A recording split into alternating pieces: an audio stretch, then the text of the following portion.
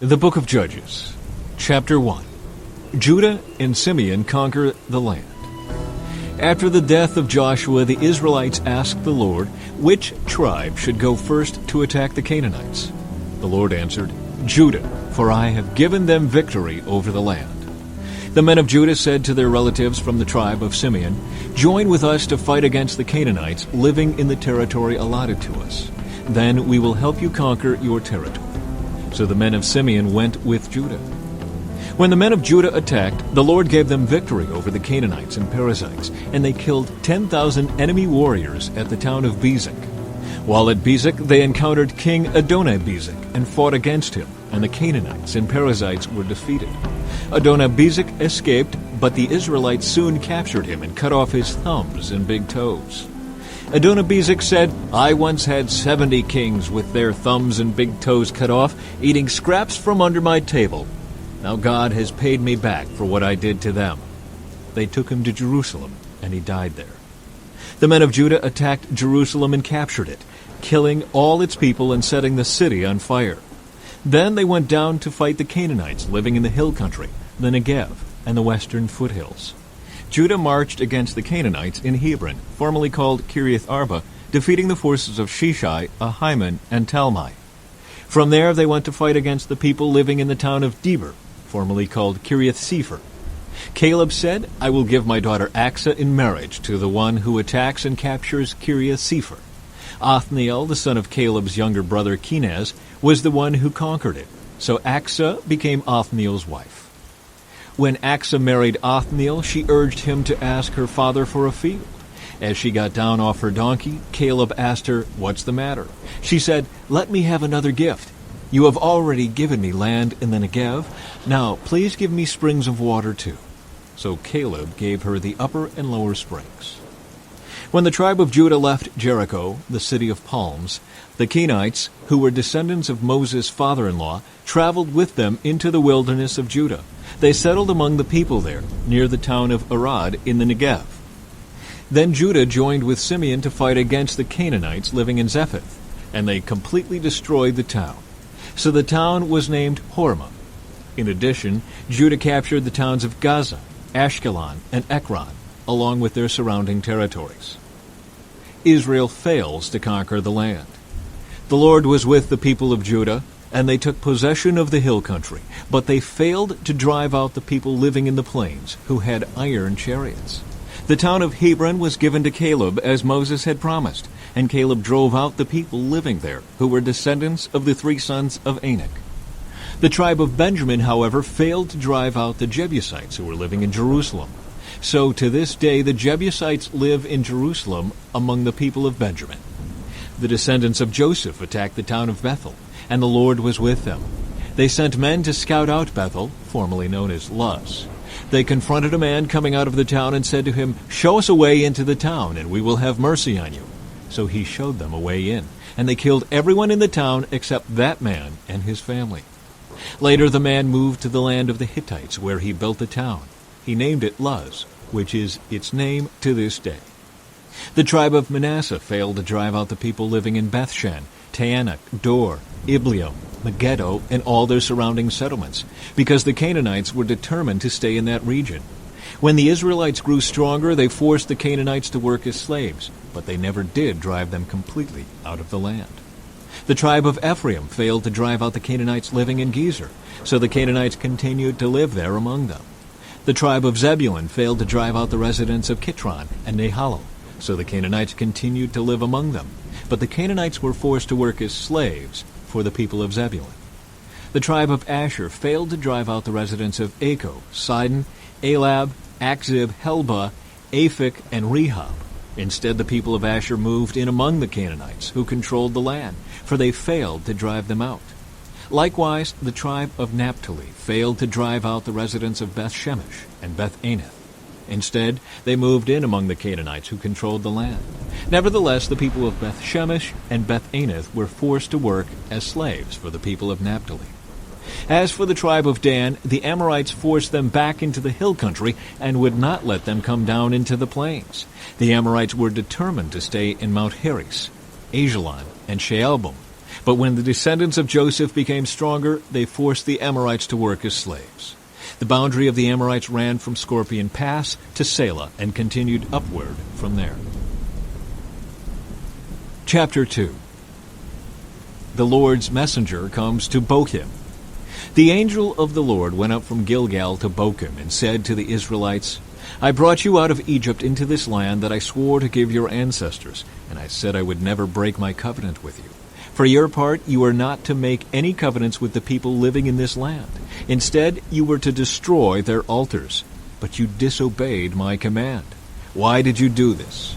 So now I declare that I will no longer drive out the people living in your land. They will be thorns in your sides, and their gods will be a constant temptation to you. When the angel of the Lord finished speaking to all the Israelites, the people wept loudly. So they called the place Bochim, which means weeping, and they offered sacrifices there to the Lord. The death of Joshua. After Joshua sent the people away, each of the tribes left to take possession of the land allotted to them. And the Israelites served the Lord throughout the lifetime of Joshua and the leaders who outlived him, those who had seen all the great things the Lord had done for Israel. Joshua, son of Nun, the servant of the Lord, died at the age of 110. They buried him in the land he had been allocated at Timnath-Serah in the hill country of Ephraim, north of Mount Gaash. Israel disobeys the Lord. After that generation died, another generation grew up who did not acknowledge the Lord or remember the mighty things he had done for Israel. The Israelites did evil in the Lord's sight and served the images of Baal. They abandoned the Lord, the God of their ancestors, who had brought them out of Egypt. They went after other gods, worshiping the gods of the people around them, and they angered the Lord. They abandoned the Lord to serve Baal and the images of Ashtoreth. This made the Lord burn with anger against Israel, so he handed them over to raiders who stole their possessions. He turned them over to their enemies all around, and they were no longer able to resist them. Every time Israel went out to battle, the Lord fought against them, causing them to be defeated, just as he had warned, and the people were in great distress.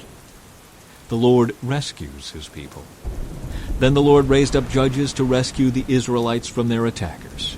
Yet Israel did not listen to the judges, but prostituted themselves by worshiping other gods. How quickly they turned away from the path of their ancestors who had walked in obedience to the Lord's commands. Whenever the Lord raised up a judge over Israel, he was with that judge and rescued the people from their enemies throughout the judge's lifetime. For the Lord took pity on his people, who were burdened by oppression and suffering. But when the judge died, the people returned to their corrupt ways, behaving worse than those who had lived before them. They went after other gods, serving and worshiping them, and they refused to give up their evil practices and stubborn ways. So the Lord burned with anger against Israel.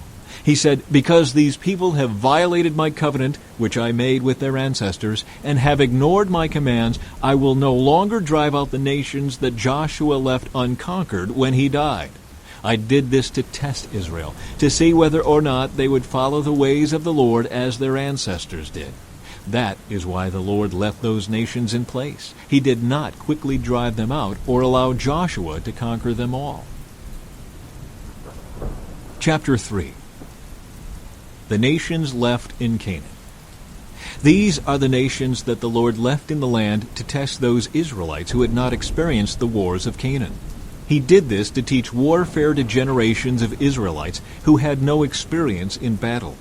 These are the nations: the Philistines, those living under the 5 Philistine rulers, all the Canaanites, the Sidonians, and the Hivites living in the mountains of Lebanon, from Mount Baal Hermon to Lebo-Hamath.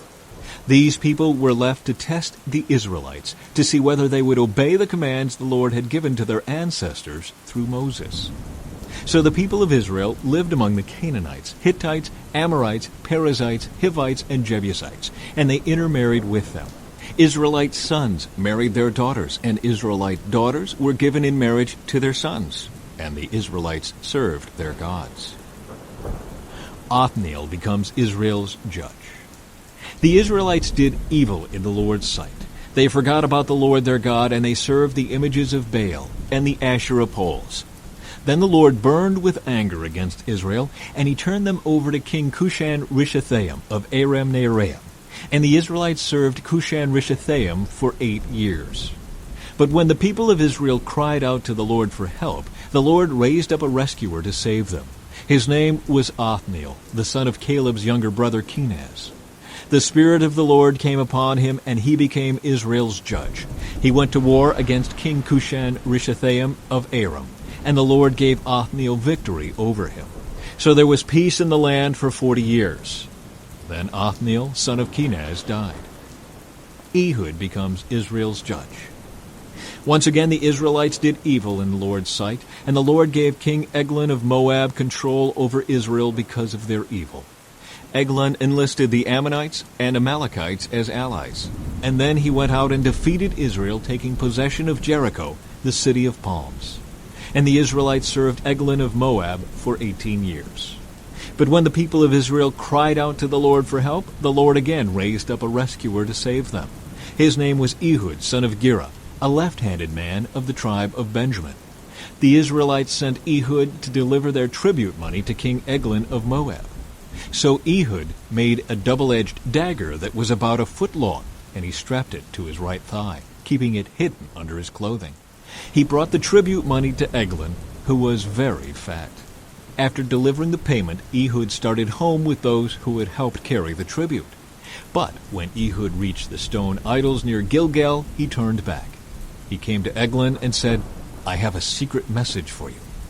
So the king commanded his servants, "Be quiet," and he sent them all out of the room. Ehud walked over to Eglon, who was sitting alone in a cool upstairs room. And Ehud said, "I have a message from God for you." As King Eglon rose from his seat, Ehud reached with his left hand, pulled out the dagger strapped to his right thigh, and plunged it into the king's belly. The dagger went so deep that the handle disappeared beneath the king's fat. So Ehud did not pull out the dagger, and the king's bowels emptied. Then Ehud closed and locked the doors of the room and escaped down the latrine. After Ehud was gone, the king's servants returned and found the doors to the upstairs room locked. They thought he might be using the latrine in the room, so they waited. But when the king didn't come out after a long delay, they became concerned and got a key. And when they opened the doors, they found their master dead on the floor. While the servants were waiting, Ehud escaped, passing the stone idols on his way to Seirah. When he arrived in the hill country of Ephraim, Ehud sounded a call to arms. Then he led a band of Israelites down from the hills. "Follow me," he said, "for the Lord has given you victory over Moab, your enemy." So they followed him, and the Israelites took control of the shallow crossings of the Jordan River across from Moab, preventing anyone from crossing. They attacked the Moabites and killed about 10,000 of their strongest and most able-bodied warriors. Not one of them escaped. So Moab was conquered by Israel that day, and there was peace in the land for 80 years.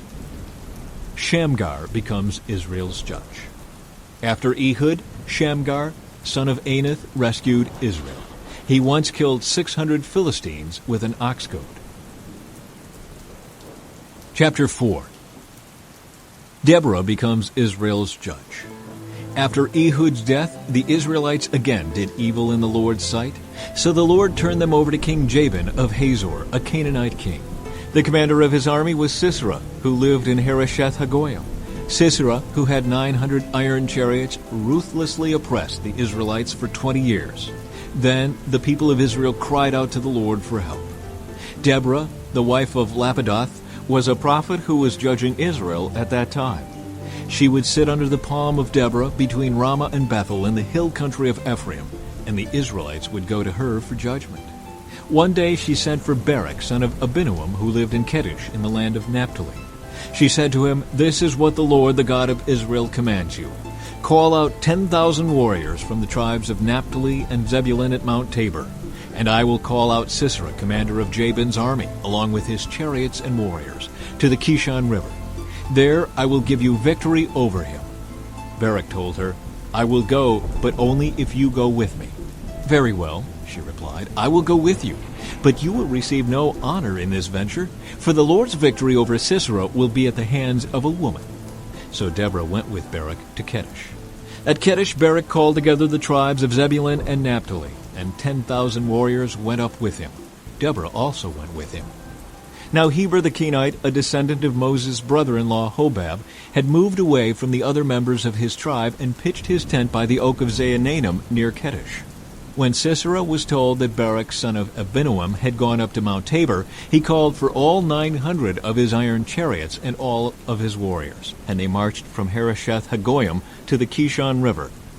Then Deborah said to Barak, "Get ready. This is the day the Lord will give you victory over Sisera, for the Lord is marching ahead of you." So Barak led his 10,000 warriors down the slopes of Mount Tabor into battle. When Barak attacked, the Lord threw Sisera and all his chariots and warriors into a panic. Sisera leaped down from his chariot and escaped on foot. Then Barak chased the chariots and the enemy army all the way to Harosheth Hagoyim, killing all of Sisera's warriors. Not a single one was left alive. Meanwhile, Sisera ran to the tent of Jael, the wife of Heber the Kenite, because Heber's family was on friendly terms with King Jabin of Hazor. Jael went out to meet Sisera and said to him, "Come into my tent, sir. Come in, don't be afraid." So he went into her tent, and she covered him with a blanket. "Please, give me some water," he said. "I'm thirsty."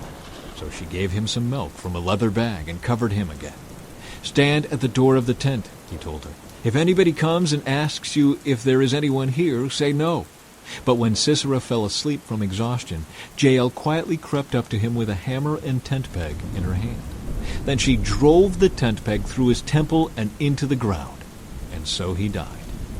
When Barak came looking for Sisera, Jael went out to meet him. She said, "Come, and I will show you the man you are looking for." So he followed her into the tent and found Sisera lying there dead, with the tent peg through his temple. So on that day Israel saw God defeat Jabin the Canaanite king. And from that time on Israel became stronger and stronger against King Jabin until they finally destroyed him. Chapter 5. The Song of Deborah. On that day Deborah and Barak son of Abinoam sang this song. Israel's leaders took charge, and the people gladly followed. Praise the Lord. Listen, you kings, pay attention, you mighty rulers, for I will sing to the Lord. I will make music to the Lord, the God of Israel. Lord, when you set out from Seir and marched across the fields of Edom, the earth trembled and the cloudy skies poured down rain. The mountains quaked in the presence of the Lord, the God of Mount Sinai, in the presence of the Lord, the God of Israel. In the days of Shamgar, son of Anath, and in the days of Jael, people avoided the main roads, and travelers stayed on winding pathways. There were few people left in the villages of Israel, until Deborah arose as a mother for Israel. When Israel chose new gods, war erupted at the city gates, yet not a shield or spear could be seen among 40,000 warriors in Israel. My heart is with the commanders of Israel, with those who volunteered for war. Praise the Lord. Consider this, you who ride on fine donkeys, you who sit on fancy saddle blankets, and you who walk along the road. Listen to the village musicians gathered at the watering holes. They recount the righteous victories of the Lord and the victories of his villagers in Israel.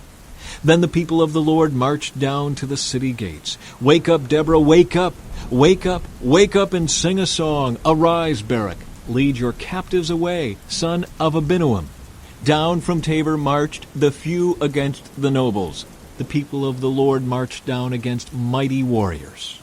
They came down from Ephraim, a land that once belonged to the Amalekites. They followed you, Benjamin, with your troops. From Machir the commanders marched down. From Zebulun came those who carry a commander's staff.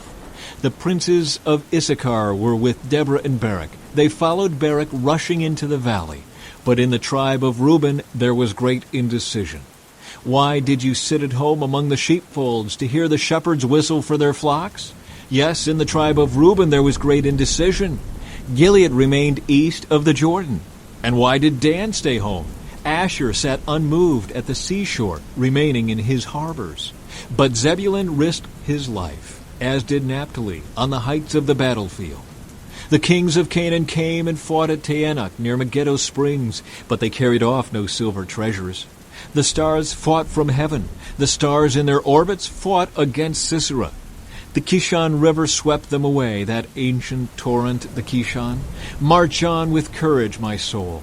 Then the horses' hooves hammered the ground, the galloping of Sisera's mighty steeds. Let the people of Meroz be cursed, said the angel of the Lord. Let them be utterly cursed, because they did not come to help the Lord against the mighty warriors.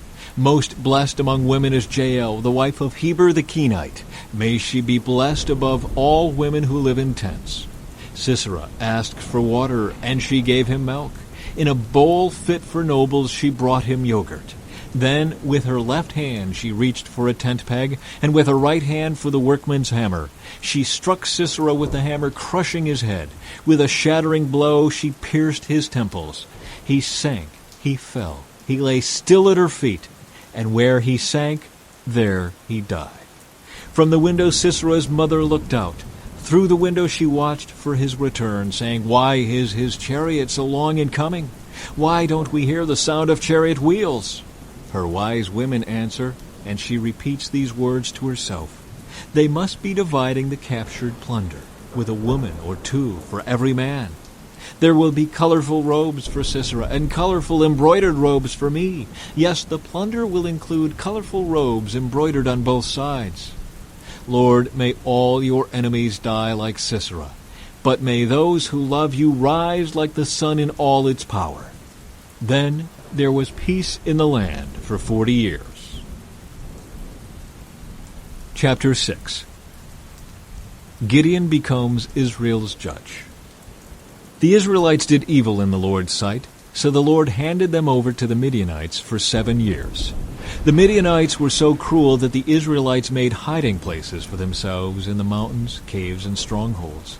Whenever the Israelites planted their crops, marauders from Midian, Amalek, and the people of the east would attack Israel, camping in the land and destroying crops as far away as Gaza. They left the Israelites with nothing to eat, taking all the sheep, goats, cattle, and donkeys. These enemy hordes, coming with their livestock and tents, were as thick as locusts. They arrived on droves of camels too numerous to count, and they stayed until the land was stripped bare. So Israel was reduced to starvation by the Midianites. Then the Israelites cried out to the Lord for help. When they cried out to the Lord because of Midian, the Lord sent a prophet to the Israelites. He said, This is what the Lord, the God of Israel, says.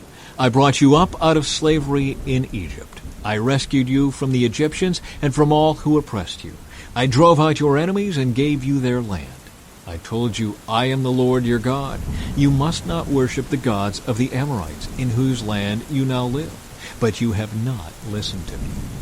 Then the angel of the Lord came and sat beneath the great tree at Ophrah, which belonged to Joash of the clan of Abiezer.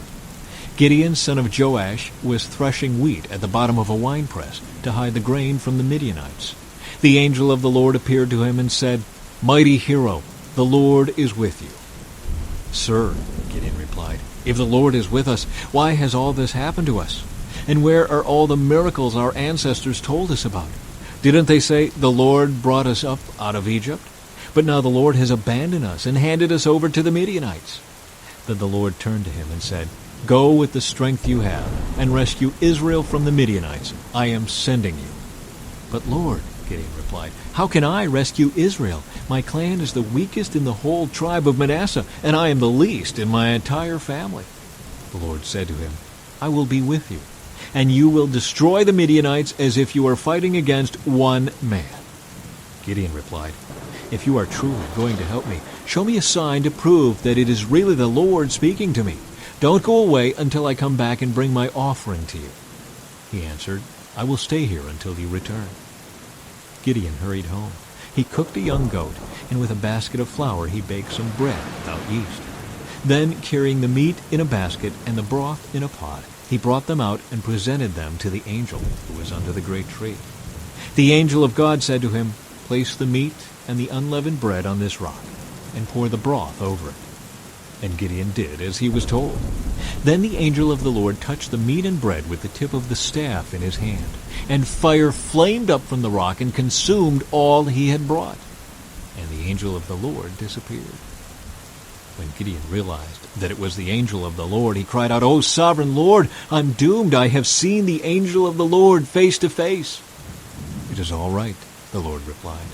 Do not be afraid. You will not die. And Gideon built an altar to the Lord there and named it Yahweh Shalom, which means the Lord is peace. The altar remains in Ophrah in the land of the clan of Abiezer to this day. That night the Lord said to Gideon, "Take the second bull from your father's herd, the one that is 7 years old. Pull down your father's altar to Baal and cut down the Asherah pole standing beside it. Then build an altar to the Lord your God here on this hilltop sanctuary, laying the stones carefully. Sacrifice the bull as a burnt offering on the altar, using as fuel the wood of the Asherah pole you cut down." So Gideon took 10 of his servants and did as the Lord had commanded. But he did it at night because he was afraid of the other members of his father's household and the people of the town. Early the next morning, as the people of the town began to stir, someone discovered that the altar of Baal had been broken down and that the Asherah pole beside it had been cut down. In their place a new altar had been built, and on it were the remains of the bull that had been sacrificed. The people said to each other, "Who did this?" And after asking around and making a careful search, they learned that it was Gideon, the son of Joash. "Bring out your son," the men of the town demanded of Joash. "He must die for destroying the altar of Baal and for cutting down the Asherah pole." But Joash shouted to the mob that confronted him, "Why are you defending Baal? Will you argue his case? Whoever pleads his case will be put to death by morning. If Baal truly is a god, let him defend himself and destroy the one who broke down his altar."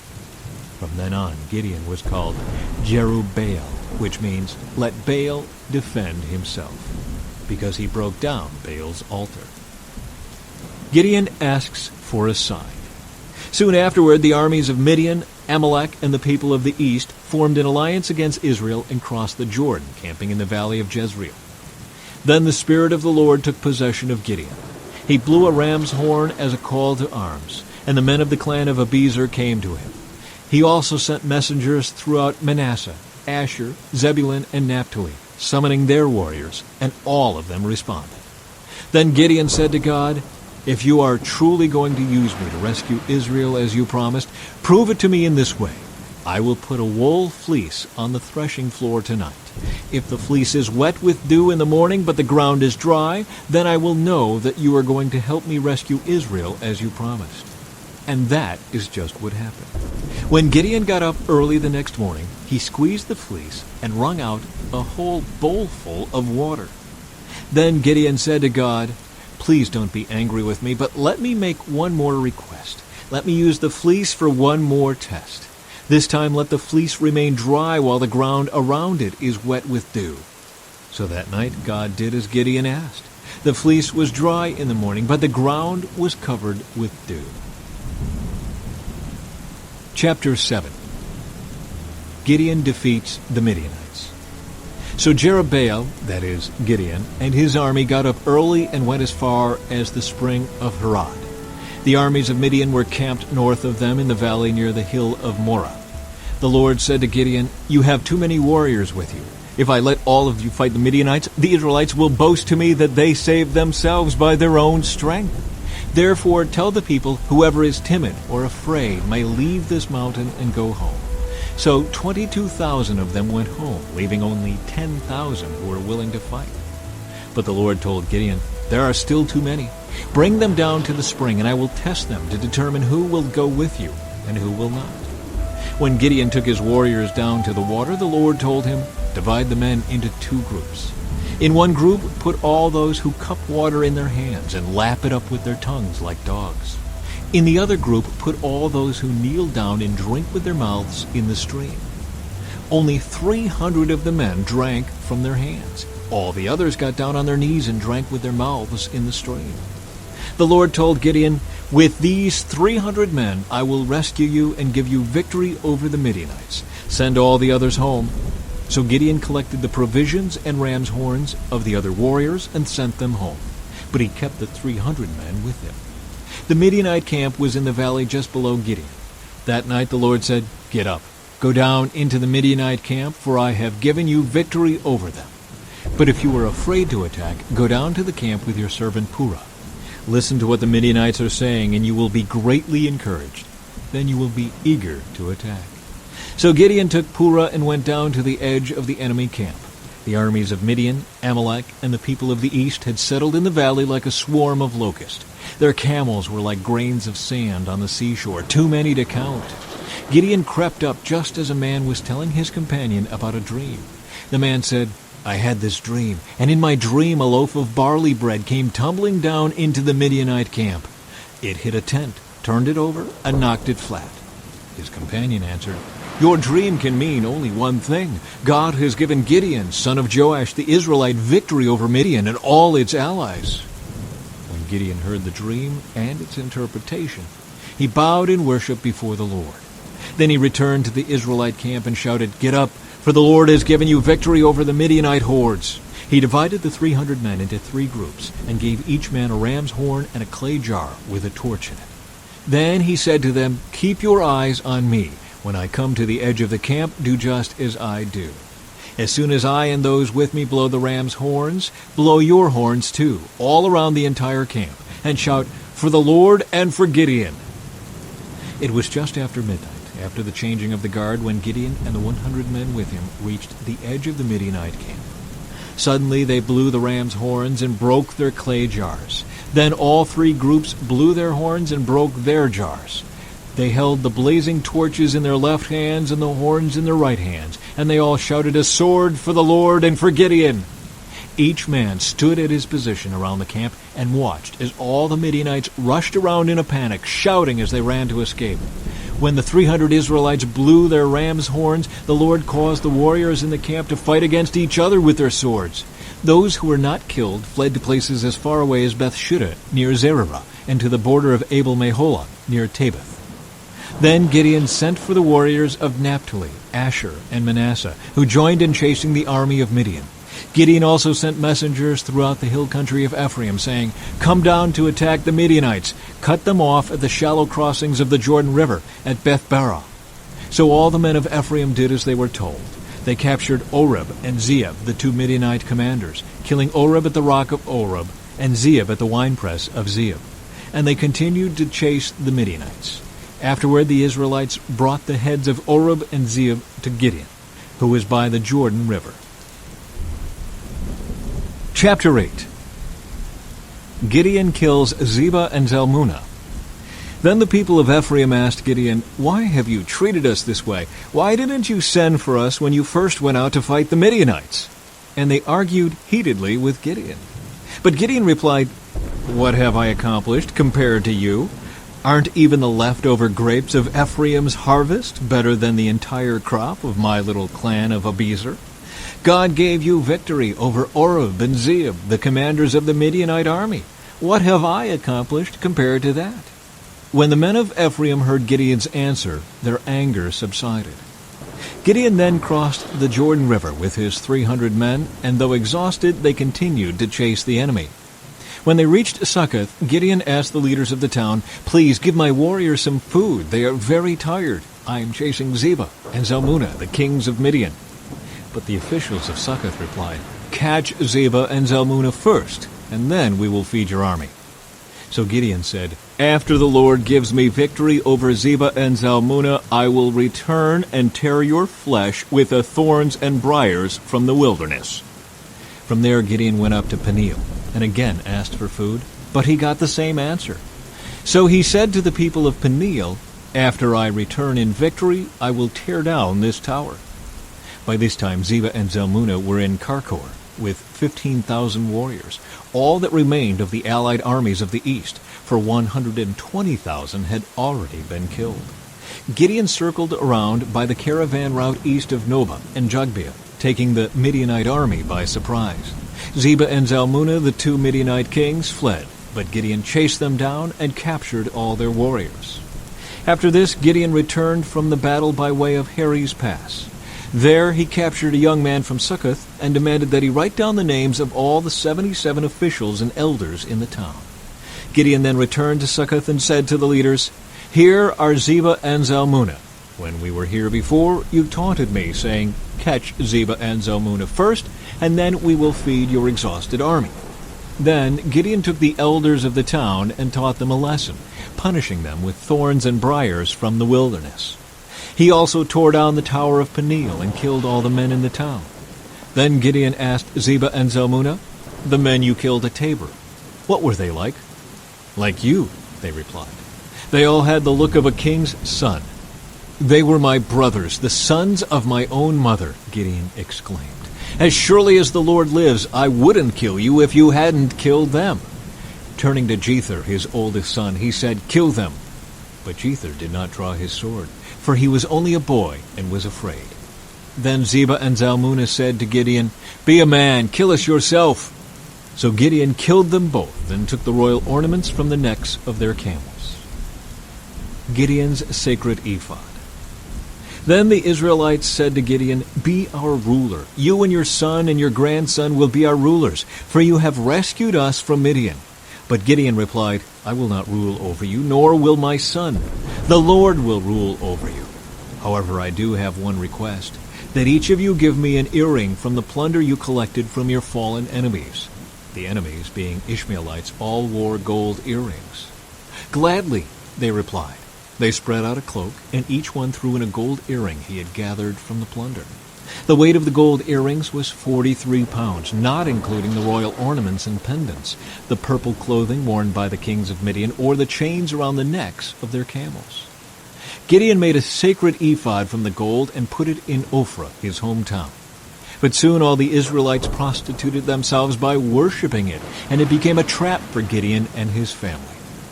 That is the story of how the people of Israel defeated Midian, which never recovered. Throughout the rest of Gideon's lifetime, about 40 years, there was peace in the land. Then Gideon, son of Joash, returned home. He had 70 sons born to him, for he had many wives.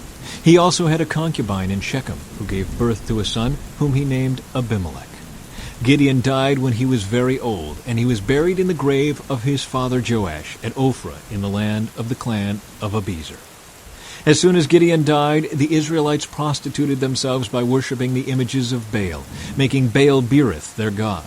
They forgot the Lord their God, who had rescued them from all their enemies surrounding them, nor did they show any loyalty to the family of Jerubbaal, that is, Gideon, despite all the good he had done for Israel. Chapter 9. Abimelech rules over Shechem. One day Gideon's son Abimelech went to Shechem to visit his uncles, his mother's brothers.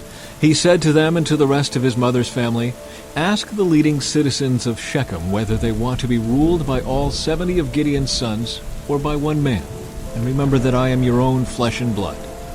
So Abimelech's uncles gave his message to all the citizens of Shechem on his behalf. And after listening to this proposal, the people of Shechem decided in favor of Abimelech because he was their relative. They gave him 70 silver coins from the temple of Baal-berith, which he used to hire some reckless troublemakers who agreed to follow him. He went to his father's home at Ophrah, and there, on one stone, they killed all 70 of his half-brothers, the sons of Gideon. But the youngest brother, Jotham, escaped and hid. Then all the leading citizens of Shechem and Beth Millo called a meeting under the oak beside the pillar at Shechem and made Abimelech their king. Jotham's parable. When Jotham heard about this, he climbed to the top of Mount Gerizim and shouted, "Listen to me, citizens of Shechem! Listen to me if you want God to listen to you. Once upon a time the trees decided to elect a king. First they said to the olive tree, 'Be our king.' But the olive tree refused, saying, 'Should I quit producing the olive oil that blesses both God and people just to wave back and forth over the trees?' Then they said to the fig tree, 'You be our king.' But the fig tree also refused, saying, 'Should I quit producing my sweet fruit just to wave back and forth over the trees?' Then they said to the grapevine, 'You be our king.' But the grapevine also refused, saying, 'Should I quit producing the wine that cheers both God and people just to wave back and forth over the trees?' Then all the trees finally turned to the thorn bush and said, 'Come, you be our king.' And the thorn bush replied to the trees, 'If you truly want to make me your king, come and take shelter in my shade. If not, let fire come out from me and devour the cedars of Lebanon.'" Jotham continued, Now make sure you have acted honorably and in good faith by making Abimelech your king, and that you have done right by Gideon and all of his descendants. Have you treated him with the honor he deserves for all he accomplished? For he fought for you and risked his life when he rescued you from the Midianites. But today you have revolted against my father and his descendants, killing his 70 sons on one stone, and you have chosen his slave woman's son Abimelech to be your king just because he is your relative. If you have acted honorably and in good faith toward Gideon and his descendants today, then may you find joy in Abimelech, and may he find joy in you. But if you have not acted in good faith, then may fire come out from Abimelech and devour the leading citizens of Shechem and Beth Millo, and may fire come out from the citizens of Shechem and Beth Millo and devour Abimelech. Then Jotham escaped and lived in Beer, because he was afraid of his brother Abimelech. Shechem rebels against Abimelech. After Abimelech had ruled over Israel for 3 years, God sent a spirit that stirred up trouble between Abimelech and the leading citizens of Shechem, and they revolted. God was punishing Abimelech for murdering Gideon's 70 sons, and the citizens of Shechem for supporting him in this treachery of murdering his brothers.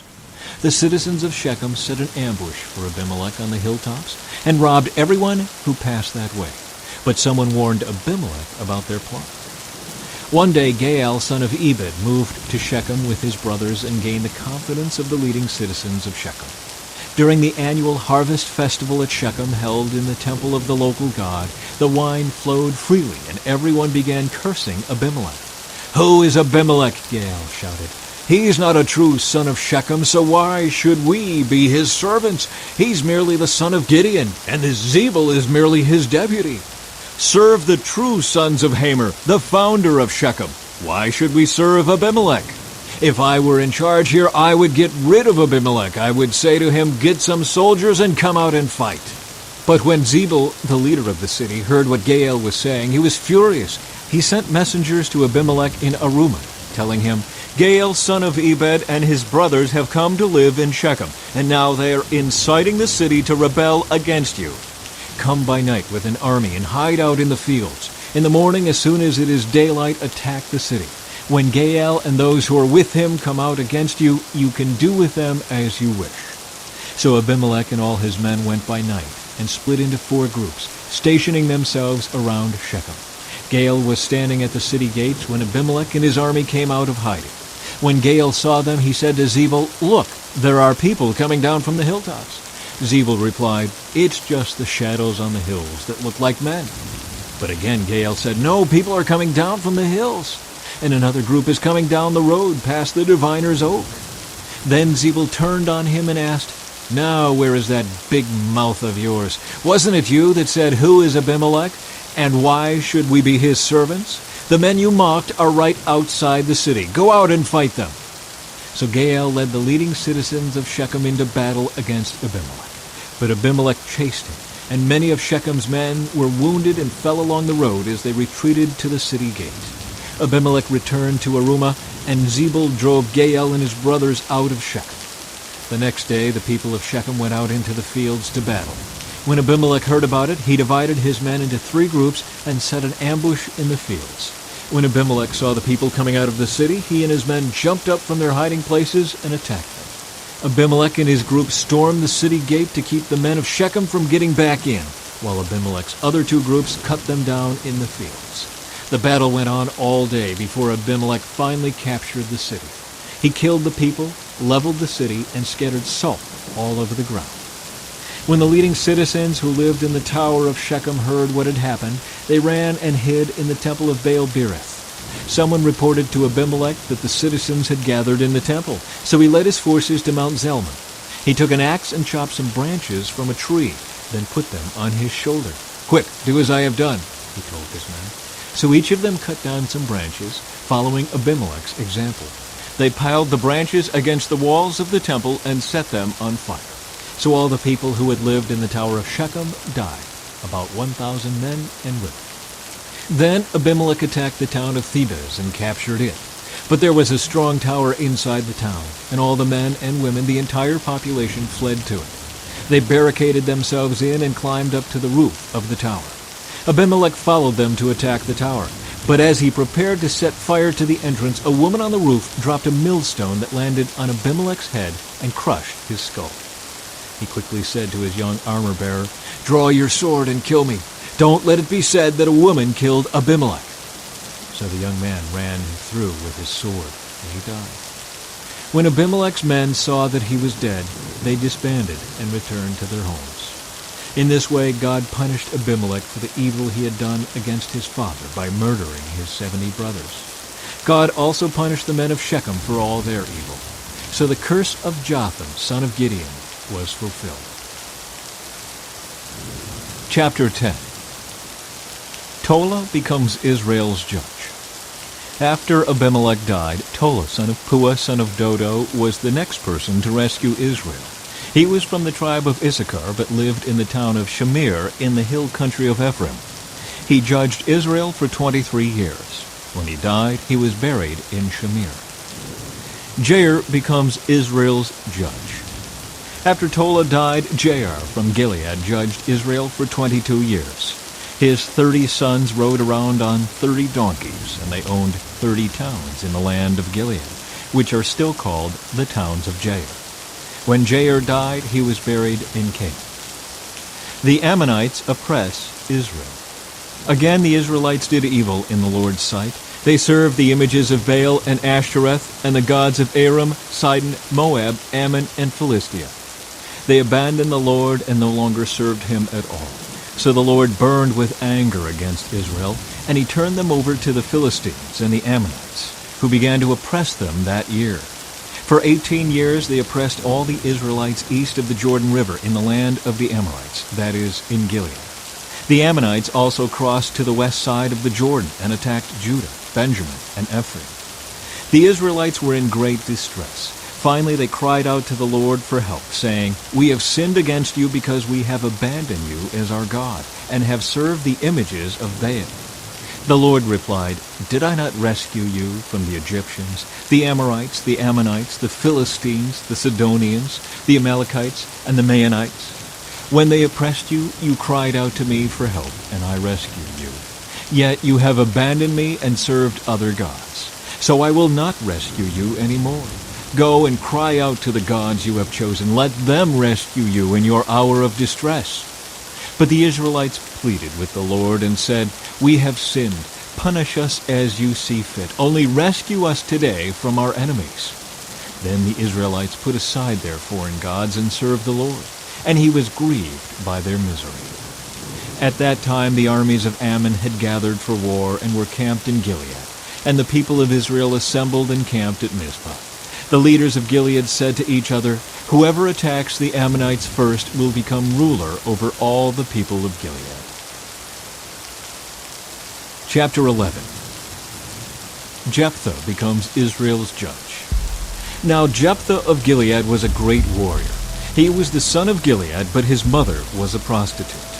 Gilead's wife also had several sons, and when these half-brothers grew up, they chased Jephthah off the land. "You will not get any of our father's inheritance," they said, "for you are the son of a prostitute." So Jephthah fled from his brothers and lived in the land of Tob. Soon he had a band of worthless rebels following him. At about this time, the Ammonites began their war against Israel. When the Ammonites attacked, the elders of Gilead sent for Jephthah in the land of Tob. The elders said, "Come and be our commander. Help us fight the Ammonites." But Jephthah said to them, "Aren't you the ones who hated me and drove me from my father's house? Why do you come to me now when you are in trouble?" "Because we need you," the elders replied. "If you lead us in battle against the Ammonites, we will make you ruler over all the people of Gilead." Jephthah said to the elders, "Let me get this straight. If I come with you, and if the Lord gives me victory over the Ammonites, will you really make me ruler over all the people?" "The Lord is our witness," the elders replied. "We promise to do whatever you say." So Jephthah went with the elders of Gilead, and the people made him their ruler and commander of the army.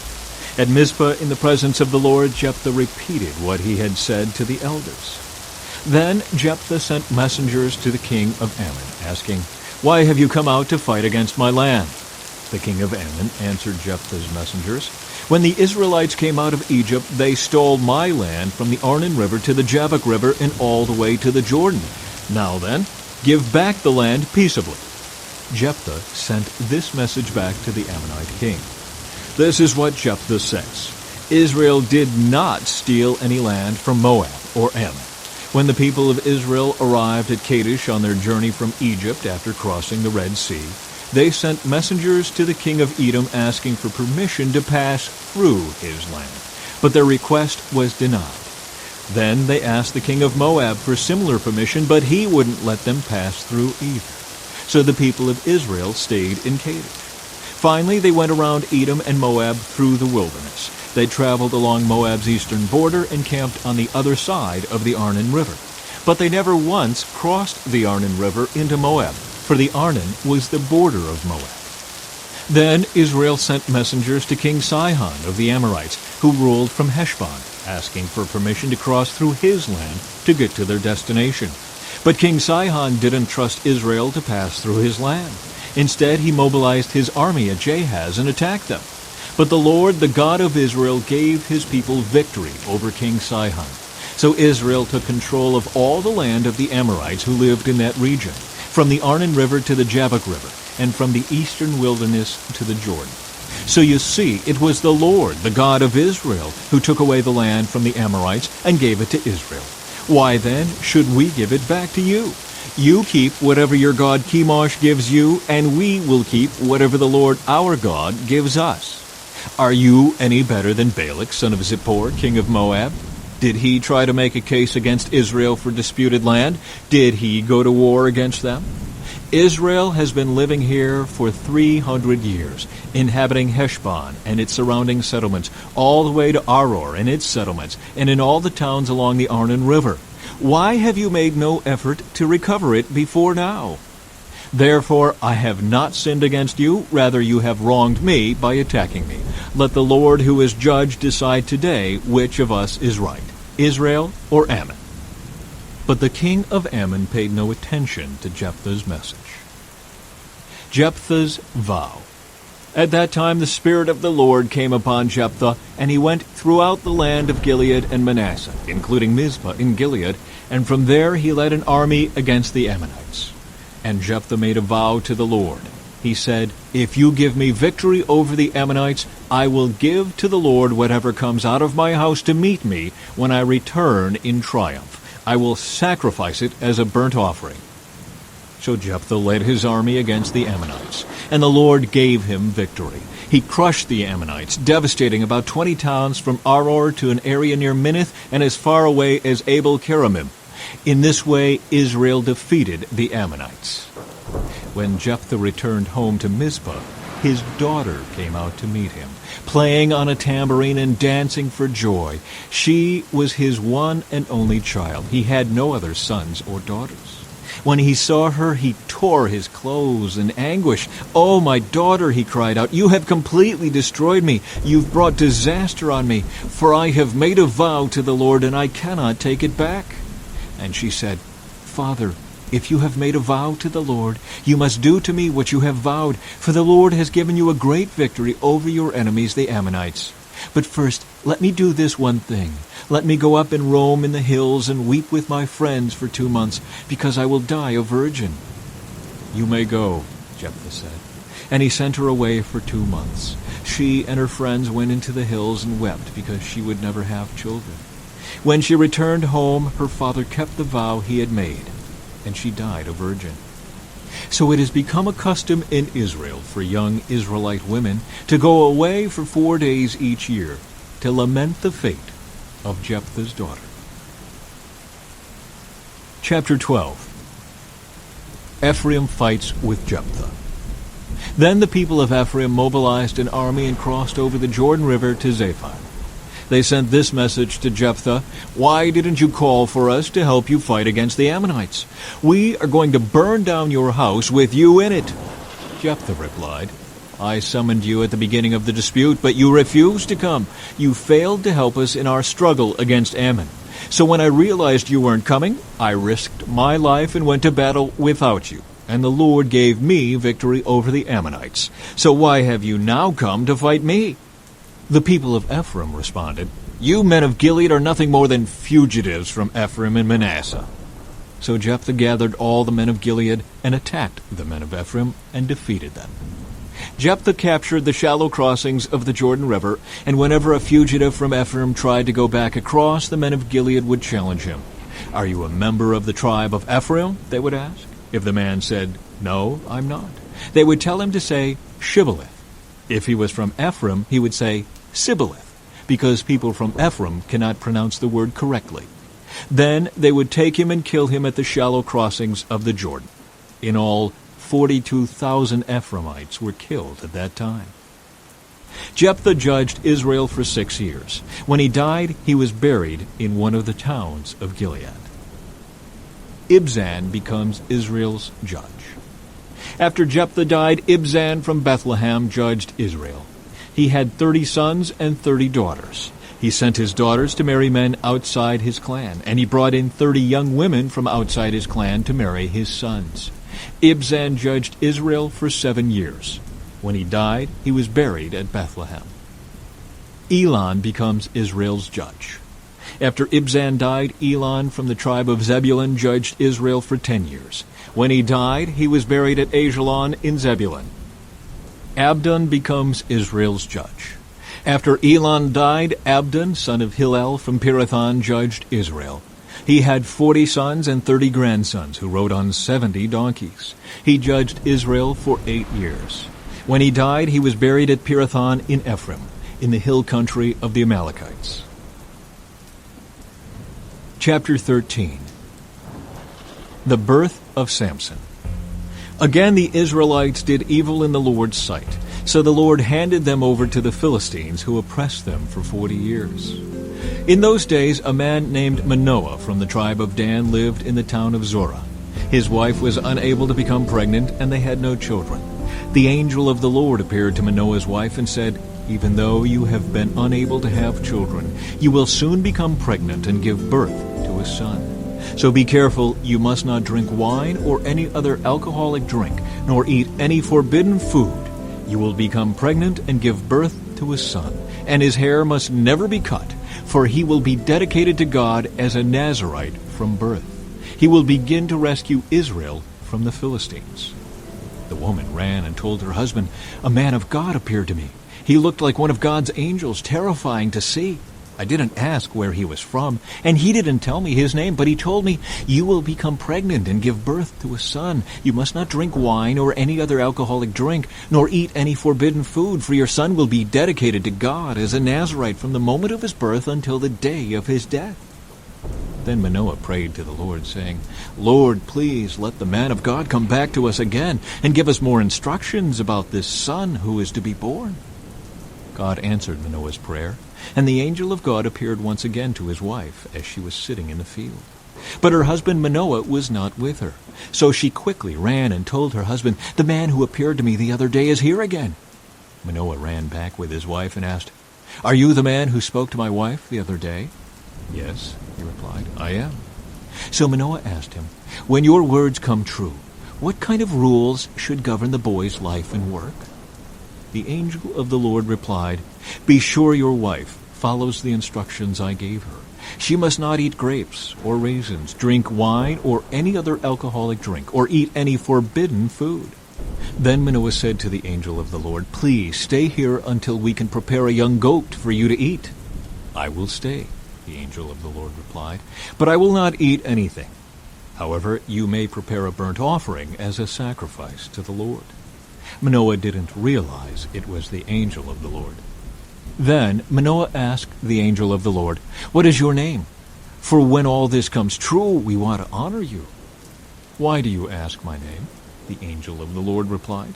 'It is too wonderful for you to understand.' Then Manoah took a young goat and a grain offering and offered it on a rock as a sacrifice to the Lord.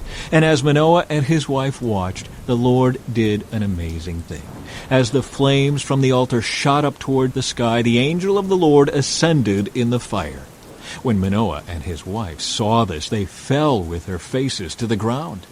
The angel did not appear again to Manoah and his wife. Manoah finally realized it was the angel of the Lord, and he said to his wife, "We will certainly die, for we have seen God." But his wife said, "If the Lord were going to kill us, he wouldn't have accepted our burnt offering and grain offering. He wouldn't have appeared to us and told us this wonderful thing and done these miracles." When her son was born, she named him Samson. And the Lord blessed him as he grew up.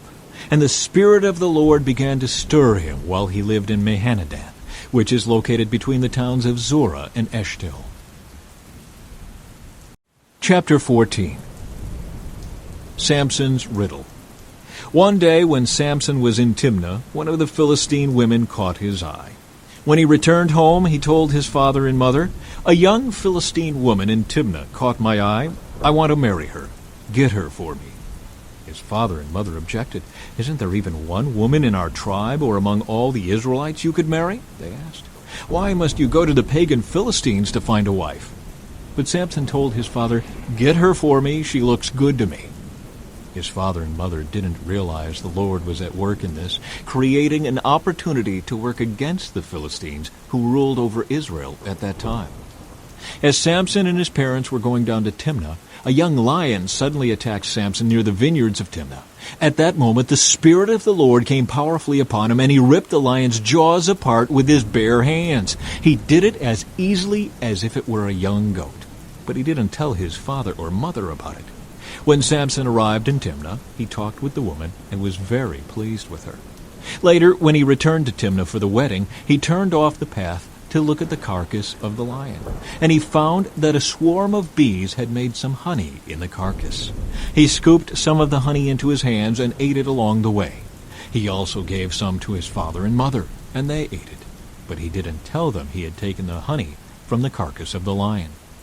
As his father was making final arrangements for the marriage, Samson threw a party at Timnah, as was the custom for elite young men. When the bride's parents saw him, they selected 30 young men from the town to be his companions. Samson said to them, "Let me tell you a riddle. If you solve my riddle during the 7 days of the celebration, I will give you 30 fine linen robes and 30 sets of festive clothing. But if you can't solve it, then you must give me 30 fine linen robes and 30 sets of festive clothing." "All right," they agreed. "Let's hear your riddle." So he said, "Out of the one who eats came something to eat. Out of the strong came something sweet." 3 days later, they were still trying to figure it out. On the 4th day, they said to Samson's wife, "Entice your husband to explain the riddle for us, or we will burn down your father's house with you in it. Did you invite us to this party just to make us poor?" So Samson's wife came to him in tears and said, "You don't love me. You hate me. You have given my people a riddle, but you haven't told me the answer." "I haven't even given the answer to my father or mother," he replied. "Why should I tell you?" So she cried whenever she was with him and kept it up for the rest of the celebration. At last, on the 7th day, he told her the answer because she was tormenting him with her nagging. Then she explained the riddle to the young men. So before sunset of the 7th day, the men of the town came to Samson with their answer. "What is sweeter than honey? What is stronger than a lion?" Samson replied, "If you hadn't plowed with my heifer, you wouldn't have solved my riddle." Then the Spirit of the Lord came powerfully upon him. He went down to the town of Ashkelon, killed 30 men, took their belongings, and gave their clothing to the men who had solved his riddle. But Samson was furious about what had happened, and he went back home to live with his father and mother. So his wife was given in marriage to the man who had been Samson's best man at the wedding. Chapter 15.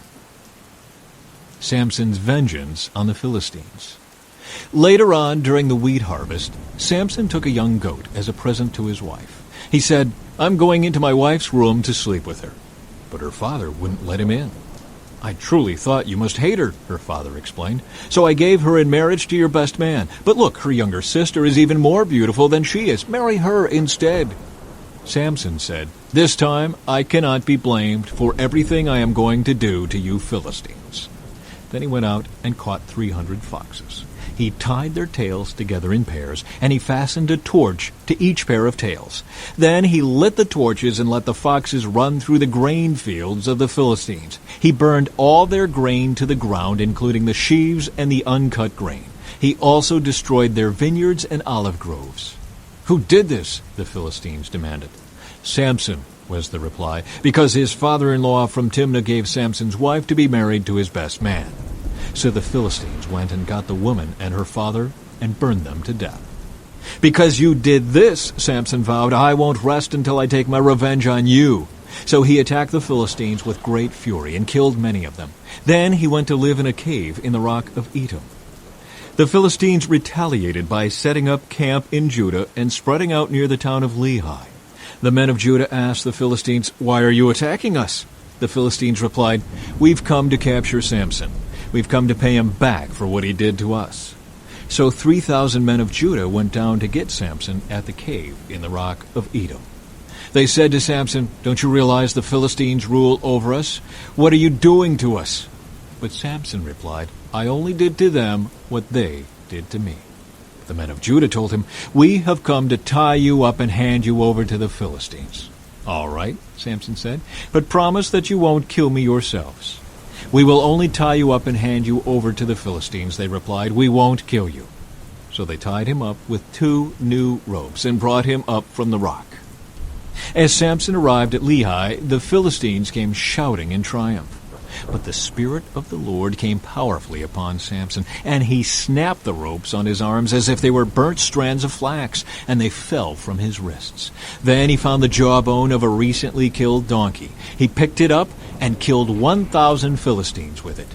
Then Samson said, "With the jawbone of a donkey I've piled them in heaps. With the jawbone of a donkey I've killed 1,000 men." When he finished his boasting, he threw away the jawbone, and the place was named Jawbone Hill. Samson was now very thirsty, and he cried out to the Lord, "You have accomplished this great victory by the strength of your servant.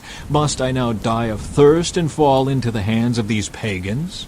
So God caused water to gush out of a hollow in the ground at Lehi, and Samson was revived as he drank. Then he named that place the Spring of the One Who Cried Out, and it is still in Lehi to this day. Samson judged Israel for 20 years during the period when the Philistines dominated the land. Chapter 16. Samson carries away Gaza's gates. One day Samson went to the Philistine town of Gaza and spent the night with a prostitute. Word soon spread that Samson was there, so the men of Gaza gathered together and waited all night at the town gates. They kept quiet during the night, saying to themselves, "When the light of morning comes, we will kill him." But Samson stayed in bed only until midnight. Then he got up, took hold of the doors of the town gate, including the 2 posts, and lifted them up, bar and all. He put them on his shoulders and carried them all the way to the top of the hill, across from Hebron. Samson and Delilah. Sometime later, Samson fell in love with a woman named Delilah, who lived in the valley of Sorek. The rulers of the Philistines went to her and said, "Entice Samson to tell you what makes him so strong and how he can be overpowered and tied up securely. Then each of us will give you 1,100 pieces of silver." So Delilah said to Samson, "Please tell me what makes you so strong and what it would take to tie you up securely." Samson replied, "If I were tied up with 7 new bowstrings that have not yet been dried, I would become as weak as anyone else." So the Philistine rulers brought Delilah 7 new bowstrings, and she tied Samson up with them. She had hidden some men in one of the inner rooms of her house, and she cried out, "Samson, the Philistines have come to capture you!" But Samson snapped the bowstrings as a piece of string snaps when it is burned by a fire. So the secret of his strength was not discovered. Afterward, Delilah said to him, "You've been making fun of me and telling me lies. Now please tell me how you can be tied up securely." Samson replied, "If I were tied up with brand new ropes that had never been used, I would become as weak as anyone else." So Delilah took new ropes and tied him up with them. The men were hiding in the inner room as before. And again Delilah cried out, "Samson, the Philistines have come to capture you." But again Samson snapped the ropes from his arms as if they were thread. Then Delilah said, "You've been making fun of me and telling me lies. Now tell me how you can be tied up securely." Samson replied, "If you were to weave the 7 braids of my hair into the fabric on your loom and tighten it with the loom shuttle, I would become as weak as anyone else." So, while he slept, Delilah wove the 7 braids of his hair into the fabric. Then she tightened it with the loom shuttle. Again she cried out, "Samson, the Philistines have come to capture you." But Samson woke up, pulled back the loom shuttle, and yanked his hair away from the loom and the fabric. Then Delilah pouted. "How can you tell me I love you when you don't share your secrets with me? You've made fun of me 3 times now, and you still haven't told me what makes you so strong." She tormented him with her nagging day after day, until he was sick to death of it. Finally, Samson shared his secret with her. "My hair has never been cut," he confessed, "for I was dedicated to God as a Nazirite from birth. If my head were shaved, my strength would leave me, and I would become as weak as anyone else." Delilah realized he had finally told her the truth, so she sent for the Philistine rulers. "Come back one more time," she said, "for he has finally told me his secret." So the Philistine rulers returned with the money in their hands. Delilah lulled Samson to sleep with his head in her lap, and then she called in a man to shave off the 7 locks of his hair. In this way she began to bring him down, and his strength left him. Then she cried out, "Samson, the Philistines have come to capture you." When he woke up, he thought, "I will do as before and shake myself free." But he didn't realize the Lord had left him. So the Philistines captured him and gouged out his eyes. They took him to Gaza, where he was bound with bronze chains and forced to grind grain in the prison. But before long, his hair began to grow back. Samson's final victory. The Philistine rulers held a great festival, offering sacrifices and praising their god Dagon. They said, "Our God has given us victory over our enemy Samson." When the people saw him, they praised their God, saying, "Our God has delivered our enemy to us. The one who killed so many of us is now in our power." Half drunk by now, the people demanded, "Bring out Samson so he can amuse us." So he was brought from the prison to amuse them, and they had him stand between the pillars supporting the roof. Samson said to the young servant who was leading him by the hand, "Place my hands against the pillars that hold up the temple. I want to rest against them." Now the temple was completely filled with people. All the Philistine rulers were there, and there were about 3,000 men and women on the roof who were watching as Samson amused them. Then Samson prayed to the Lord, "Sovereign Lord, remember me again. O God, please strengthen me just one more time. With one blow, let me pay back the Philistines for the loss of my 2 eyes." Then Samson put his hands on the 2 center pillars that held up the temple. Pushing against them with both hands, he prayed, "Let me die with the Philistines." And the temple crashed down on the Philistine rulers and all the people.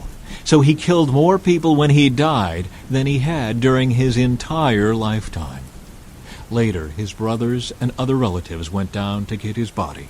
They took him back home and buried him between Zorah and Eshtaol, where his father Manoah was buried. Samson had judged Israel for 20 years.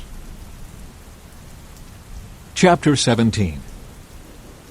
Micah's Idols. There was a man named Micah who lived in the hill country of Ephraim. One day he said to his mother, "I heard you place a curse on the person who stole 1,100 pieces of silver from you. Well, I have the money. I was the one who took it." "The Lord bless you for admitting it," his mother replied. He returned the money to her, and she said, "I now dedicate these silver coins to the Lord. In honor of my son, I will have an image carved and an idol cast."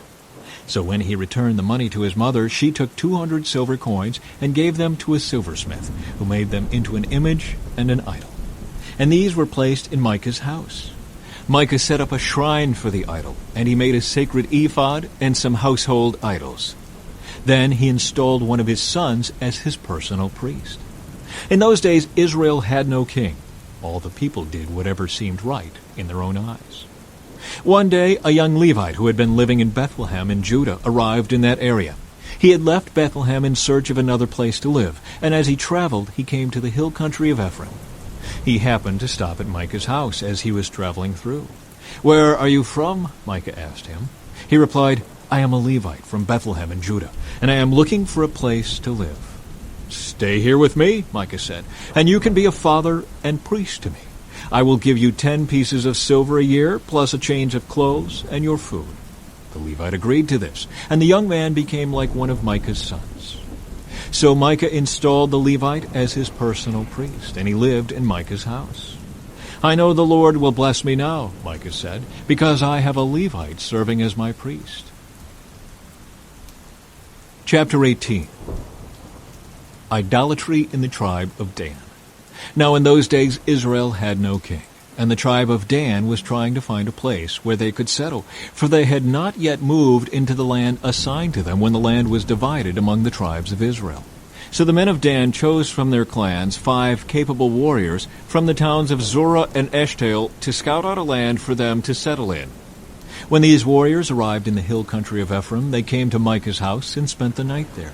While at Micah's house, they recognized the young Levite's accent. So they went over and asked him, "Who brought you here? And what are you doing in this place? Why are you here?" He told them about his agreement with Micah, and that he had been hired as Micah's personal priest. Then they said, "Ask God whether or not our journey will be successful." "Go in peace," the priest replied, "for the Lord is watching over your journey." So the 5 men went on to the town of Laish, where they noticed the people living carefree lives, like the Sidonians. They were peaceful and secure. The people were also wealthy because their land was very fertile, and they lived a great distance from Sidon and had no allies nearby. When the men returned to Zoar and Eshtaol, their relatives asked them, "What did you find?" The men replied, "Come on, let's attack them. We have seen the land, and it is very good. What are you waiting for? Don't hesitate to go and take possession of it. When you get there, you will find the people living carefree lives. God has given us a spacious and fertile land, lacking in nothing." So 600 men from the tribe of Dan, armed with weapons of war, set out from Zorah and Eshtaol. They camped at a place west of Kiriath-Jearim in Judah, which is called Mahanadan to this day. Then they went on from there into the hill country of Ephraim and came to the house of Micah. The 5 men who had scouted out the land around Laish explained to the others, "These buildings contain a sacred ephod as well as some household idols, a carved image and a cast idol. What do you think you should do?" Then the 5 men turned off the road and went over to Micah's house, where the young Levite lived, and greeted him kindly. As the 600 armed warriors from the tribe of Dan stood at the entrance of the gate, the 5 scouts entered the shrine and removed the carved image, the sacred ephod, the household idols, and the cast idol. Meanwhile, the priest was standing at the gate with the 600 armed warriors. When the priest saw the men carrying all the sacred objects out of Micah's shrine, he said, "What are you doing?" "Be quiet and come with us," they said. "Be a father and priest to all of us. Isn't it better to be a priest for an entire tribe and clan of Israel than for the household of just one man?" The young priest was quite happy to go with them, so he took along the sacred ephod, the household idols, and the carved image. They turned and started on their way again, placing their children, livestock, and possessions in front of them. When the people from the tribe of Dan were quite a distance from Micah's house, the people who lived near Micah came chasing after them. They were shouting as they caught up with them. The men of Dan turned around and said to Micah, "What's the matter? Why have you called these men together and chased after us like this?" "What do you mean, what's the matter?" Micah replied. "You've taken away all the gods I have made and my priests, and I have nothing left." The men of Dan said, "Watch what you say. There are some short-tempered men around here who might get angry and kill you and your family." So the men of Dan continued on their way. When Micah saw that there were too many of them for him to attack, he turned around and went home.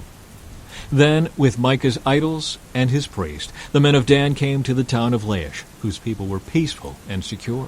They attacked with swords and burned the town to the ground. There was no one to rescue the people, for they lived a great distance from Sidon and had no allies nearby. This happened in the valley near Beth-rehob. Then the people of the tribe of Dan rebuilt the town and lived there. They renamed the town Dan after their ancestor Israel's son, but it had originally been called Laish.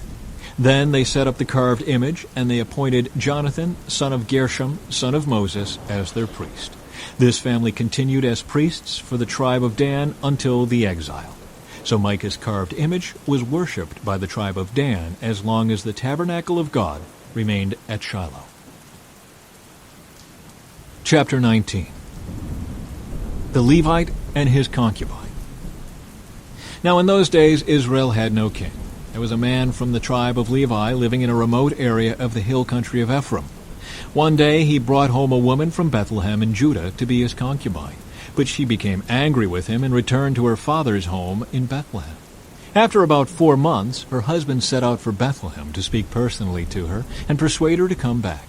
He took with him a servant and a pair of donkeys. When he arrived at her father's house, her father saw him and welcomed him. Her father urged him to stay a while, so he stayed 3 days, eating, drinking, and sleeping there. On the 4th day the man was up early, ready to leave. But the woman's father said to his son-in-law, "Have something to eat before you go." So the 2 men sat down together and had something to eat and drink. Then the woman's father said, "Please stay another night and enjoy yourself." The man got up to leave, but his father-in-law kept urging him to stay, so he finally gave in and stayed the night.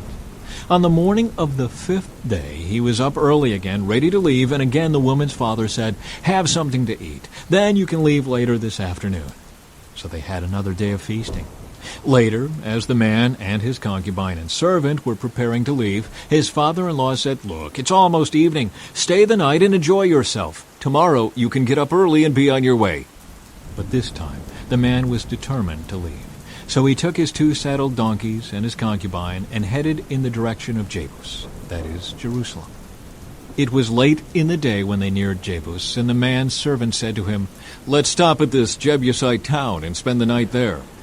"No," his master said, "we can't stay in this foreign town where there are no Israelites. Instead, we will go on to Gibeah. Come on, let's try to get as far as Gibeah or Ramah, and we'll spend the night in one of those towns." So they went on. The sun was setting as they came to Gibeah, a town in the land of Benjamin. So they stopped there to spend the night. They rested in the town square, but no one took them in for the night. That evening an old man came home from his work in the fields. He was from the hill country of Ephraim, but he was living in Gibeah, where the people were from the tribe of Benjamin. When he saw the travelers sitting in the town square, he asked them where they were from and where they were going. "We have been in Bethlehem in Judah," the man replied. "We are on our way to a remote area in the hill country of Ephraim, which is my home. I traveled to Bethlehem, and now I'm returning home. But no one has taken us in for the night, even though we have everything we need. We have straw and feed for our donkeys, and plenty of bread and wine for ourselves." "You're welcome to stay with me," the old man said. "I will give you anything you might need, but whatever you do, don't spend the night in the square." So he took them home with him and fed the donkeys. After they washed their feet, they ate and drank together. While they were enjoying themselves, a crowd of troublemakers from the town surrounded the house. They began beating at the door and shouting to the old man, "Bring out the man who is staying with you so we can have sex with him." The old man stepped outside to talk to them. "No, my brothers, don't do such an evil thing, for this man is a guest in my house, and such a thing would be shameful. Here, take my virgin daughter and this man's concubine. I will bring them out to you, and you can abuse them and do whatever you like. But don't do such a shameful thing to this man." But they wouldn't listen to him. So the Levite took hold of his concubine and pushed her out the door. The men of the town abused her all night, taking turns raping her until morning. Finally, at dawn, they let her go. At daybreak, the woman returned to the house where her husband was staying. She collapsed at the door of the house and lay there until it was light. When her husband opened the door to leave, there lay his concubine with her hands on the threshold. He said, "Get up, let's go." But there was no answer. So he put her body on his donkey and took her home. When he got home, he took a knife and cut his concubine's body into 12 pieces. Then he sent 1 piece to each tribe throughout all the territory of Israel. Everyone who saw it said, "Such a horrible crime has not been committed in all the time since Israel left Egypt. Think about it. What are we going to do? Who's going to speak up?" Chapter 20. Israel's war with Benjamin. Then all the Israelites were united as one man, from Dan in the north to Beersheba in the south, including those from across the Jordan in the land of Gilead. The entire community assembled in the presence of the Lord at Mizpah.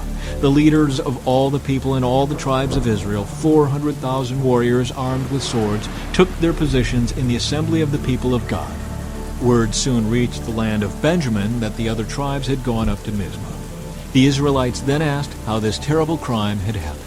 The Levite, the husband of the woman who had been murdered, said, "My concubine and I came to spend the night in Gibeah, a town that belongs to the people of Benjamin.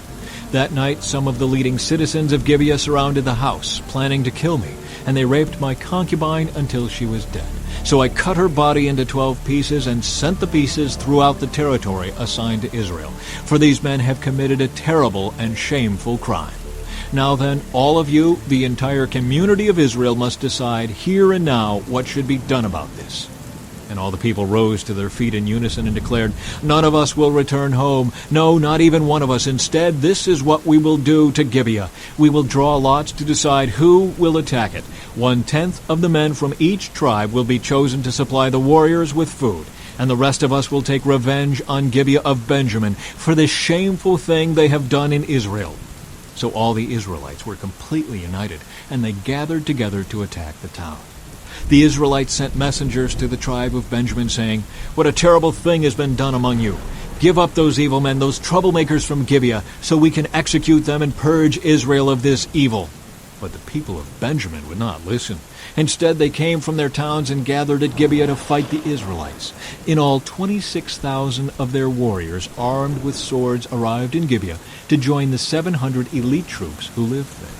Among Benjamin's elite troops, 700 were left-handed, and each of them could sling a rock and hit a target within a hair's breadth without missing. Israel had 400,000 experienced soldiers armed with swords, not counting Benjamin's warriors. Before the battle, the Israelites went to Bethel and asked God which tribe should go first to attack the people of Benjamin. The Lord answered, "Judah is to go first." So the Israelites left early the next morning and camped near Gibeah. Then they advanced toward Gibeah to attack the men of Benjamin. But Benjamin's warriors, who were defending the town, came out and killed 22,000 Israelites on the battlefield that day. But the Israelites encouraged each other and took their positions again at the same place they had fought the previous day. For they had gone up to Bethel and wept in the presence of the Lord until evening. They had asked the Lord, "Should we fight against our relatives from Benjamin again?" And the Lord had said, "Go out and fight against them." So the next day they went out again to fight against the men of Benjamin. But the men of Benjamin killed another 18,000 Israelites, all of whom were experienced with the sword. Then all the Israelites went up to Bethel and wept in the presence of the Lord and fasted until evening. They also brought burnt offerings and peace offerings to the Lord. The Israelites went up seeking direction from the Lord. In those days the Ark of the Covenant of God was in Bethel, and Phinehas, son of Eleazar and grandson of Aaron, was the priest. The Israelites asked the Lord, "Should we fight against our relatives from Benjamin again, or should we stop?" The Lord said, "Go. Tomorrow I will hand them over to you." So the Israelites set an ambush all around Gibeah. They went out on the third day and took their positions at the same place as before. When the men of Benjamin came out to attack, they were drawn away from the town. And as they had done before, they began to kill the Israelites. About 30 Israelites died in the open fields and along the roads, one leading to Bethel and the other leading back to Gibeah. Then the warriors of Benjamin shouted, "We're defeating them as we did before." But the Israelites had planned in advance to run away so that the men of Benjamin would chase them along the roads and be drawn away from the town. When the main group of Israelite warriors reached Baal Tamar, they turned and took up their positions. Meanwhile, the Israelites hiding in ambush to the west of Gibeah jumped up to fight. There were 10,000 elite Israelite troops who advanced against Gibeah. The fighting was so heavy that Benjamin didn't realize the impending disaster. So the Lord helped Israel defeat Benjamin, and that day the Israelites killed 25,100 of Benjamin's warriors, all of whom were experienced swordsmen. Then the men of Benjamin saw that they were beaten. The Israelites had retreated from Benjamin's warriors in order to give those hiding in ambush more room to maneuver against Gibeah. Then those who were hiding rushed in from all sides and killed everyone in the town. They had arranged to send up a large cloud of smoke from the town as a signal. When the Israelites saw the smoke, they turned and attacked Benjamin's warriors. By that time, Benjamin's warriors had killed about 30 Israelites, and they shouted, "We're defeating them as we did in the first battle." But when the warriors of Benjamin looked behind them and saw the smoke rising into the sky from every part of the town, the men of Israel turned and attacked. At this point, the men of Benjamin became terrified because they realized disaster was close at hand. So they turned around and fled before the Israelites toward the wilderness. But they couldn't escape the battle, and the people who came out of the nearby towns were also killed. The Israelites surrounded the men of Benjamin and chased them relentlessly, finally overtaking them east of Gibeah. That day, 18,000 of Benjamin's strongest warriors died in battle. The survivors fled into the wilderness toward the rock of Rimmon, but Israel killed 5,000 of them along the road. They continued the chase until they had killed another 2,000 near Gidom. So that day the tribe of Benjamin lost 25,000 strong warriors armed with swords, leaving only 600 men who escaped to the rock of Rimmon, where they lived for 4 months. And the Israelites returned and slaughtered every living thing in all the towns, the people, the livestock, and everything they found. They also burned down all the towns they came to. Chapter 21. Israel provides wives for Benjamin. The Israelites had vowed at Mizpah, "We will never give our daughters in marriage to a man from the tribe of Benjamin." Now the people went to Bethel and sat in the presence of God until evening, weeping loudly and bitterly. "O Lord God of Israel," they cried out, "why has this happened in Israel? Now one of our tribes is missing from Israel." Early the next morning the people built an altar and presented their burnt offerings and peace offerings on it. Then they said, "Who among the tribes of Israel did not join us at Mizpah when we held our assembly in the presence of the Lord?" At that time they had taken a solemn oath in the Lord's presence, vowing that anyone who refused to come would be put to death. The Israelites felt sorry for their brother Benjamin and said, "Today one of the tribes of Israel has been cut off. How can we find wives for the few who remain, since we have sworn by the Lord not to give them our daughters in marriage?" So they asked, "Who among the tribes of Israel did not join us at Mizpah when we assembled in the presence of the Lord?" And they discovered that no one from Jabesh-Gilead had attended the assembly. For after they counted all the people, no one from Jabesh-Gilead was present. So the assembly sent 12,000 of their best warriors to Jabesh-Gilead with orders to kill everyone there, including women and children. "This is what you are to do," they said, "completely destroy all the males and every woman who is not a virgin." Among the residents of Jabesh-Gilead they found 400 young virgins who had never slept with a man, and they brought them to the camp at Shiloh in the land of Canaan. The Israelite assembly sent a peace delegation to the remaining people of Benjamin who were living at the rock of Rimmon. Then the men of Benjamin returned to their homes, and the 400 women of Jabesh-Gilead who had been spared were given to them as wives. But there were not enough women for all of them. The people felt sorry for Benjamin because the Lord had made this gap among the tribes of Israel. So the elders of the assembly asked, "How can we find wives for the few who remain, since the women of the tribe of Benjamin are dead? There must be heirs for the survivors, so that an entire tribe of Israel is not wiped out. But we cannot give them our own daughters in marriage because we have sworn with a solemn oath that anyone who does this will fall under God's curse." Then they thought of the annual festival of the Lord held in Shiloh, south of Labonah and north of Bethel, along the east side of the road that goes from Bethel to Shechem. They told the men of Benjamin who still needed wives, "Go and hide in the vineyards. When you see the young women of Shiloh come out for their dances, rush out from the vineyards, and each of you can take one of them home to the land of Benjamin to be your wife. And when their fathers and brothers come to us in protest, we will tell them, 'Please be sympathetic. Let them have your daughters, for we didn't find wives for all of them when we destroyed Jabesh-Gilead. And you are not guilty of breaking the vow, since you did not actually give your daughters to them in marriage.'" So the men of Benjamin did as they were told. Each man caught one of the women as she danced in the celebration and carried her off to be his wife. They returned to their own land, and they rebuilt their towns and lived in them. Then the people of Israel departed by tribes and families, and they returned to their own homes. In those days Israel had no king. All the people did whatever seemed right in their own eyes.